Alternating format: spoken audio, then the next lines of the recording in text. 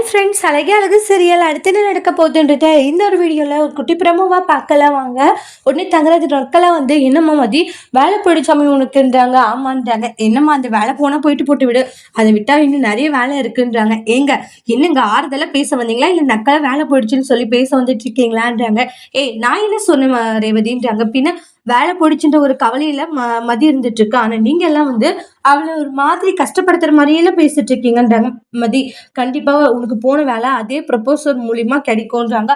அந்த கரஸ்பாண்டரே வந்து உங்ககிட்ட பேசுவாரு, அதனால சும்மா தேவையில்லாம மனசை போட்டு குழப்பிக்காதுன்றாங்க. இல்லக்கா எப்படி இப்படி நடந்துச்சு எனக்கு ஒண்ணுமே புரியல. ஏன்னா அங்க நானு வேலை நல்லா பாக்குறேன்னு கூட பரவாயில்ல, ஆனா நான் எந்த அளவுக்கு நல்லா வேலை பாக்குறேன்றது தெரியும். அதனாலதான் வந்து என்ன அந்த காலேஜ்ல வந்து பர்மனன்ட் பண்றேன்னு சொல்லி பேசிட்டு இருந்தாங்க. அது வேலைக்குள்ள என்ன ஆயிருக்குன்ட்டு எனக்கு ஒண்ணுமே புரியல அப்படின்ற மாதிரி சொல்லிட்டு இருக்காங்க. சரி என்ன ஏதுன்றதை கண்டுபிடிக்கலான்றாங்க. கண்டுபிடிச்சே ஆகணும்க்கா, ஏதோ ஒரு தப்பு நடந்திருக்கு, ஆனா என்னன்றதுதான் தெரியல அப்படின்னு சொல்லிட்டு இருக்காங்க. தங்கராஜ் முழிக்கிறாங்க. அதை வந்து நோட் பண்றாங்க மதியம் இருந்துட்டு, இவருடைய மொழியே சரியில்லை அப்படின்னு சொல்லிட்டு அதுக்கப்புறமா வந்து ஏமா ஏதோ ஒரு மிஸ்டேக் நடந்திருக்கும், இதுதான் காரணம்னு சொல்லிட்டு என்னமா தேவையில்லாம பண்ணிட்டு இருக்கேன்ட்டாங்க.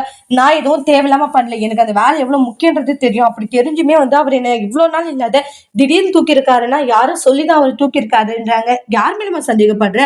ஏமாலியா நான் இப்ப உங்க மேலதான் சந்தேகப்படுறேன்னு சொல்லவே இல்லையே, திடீர்னு உங்க மேலதான் சந்தேகப்படுறேன் நீங்க எப்படி சொல்லலான்றாங்க. அப்ப இது காரணம் நீங்களான்றாங்க. உடனே வந்து பாத்தீங்களா மாமான்றாங்க.